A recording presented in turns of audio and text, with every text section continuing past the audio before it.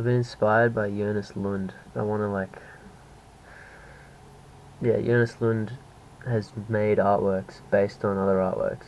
He's worked for a while on a database of artworks, their materials and their construction, and then after that, like where the artist came from, gallery owners, collectors, curators, like all these variables that lead to the art that you see in a gallery, I guess.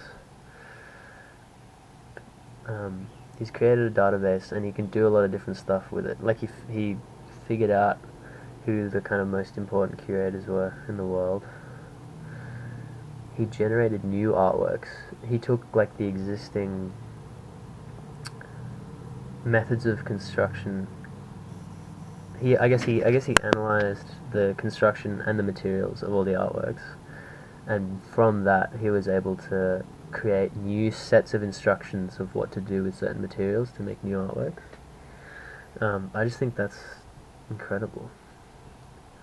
He talks about using big data logic, computational logic, the kinds of things that are used to give you specified ads in your Facebook newsfeed or on Google or whatever, but taking that into the art world. I think that's really interesting. But yeah, I thought it would be interesting to somehow do the same with music, like analyze pop music. I guess you could somehow do that with pop music. You could analyze, for instance, like drum patterns. I guess you could notate. I feel like it would take he must have put a shit ton of work into it. But I guess you could analyze rhythms. You could analyze chord progressions. And if you were going really deep, you could somehow try to analyze like the timbres of the synthesizers, the actual sound qualities. I don't know how you'd do that, but that would be pretty interesting. But yeah, I'm thinking of, I could make a list of criteria, like the drum patterns, the chord, the harmony, I guess like the vocal melodies, and you could do like, what else? You could do the structure, like you could work out where the drops are, where the beats come in. Like where there's the soft beat, where there's the build up, and then the drop. You could do stuff like that. I feel like, if you analyze them enough to the point that if you did like, I wonder how much you'd have to do.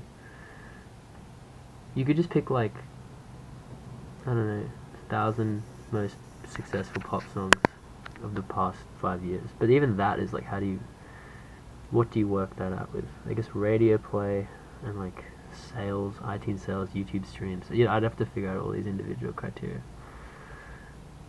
So you could do that, and then you'd have a range to work with, because once you had like, the drum patterns of all these songs, for instance, you could figure out certain things never happen in any of these things, so you can rule those out. I've never done any like coding sort of things though, so I'd have to figure out like what software to use to, for instance, take all this info and give me something new based on it. Yeah, I'll have to ask around. I think it could be quite interesting though. I think like listening to an averaged out pop song would be really wild, or maybe it would just give you instructions for how to make the pop song.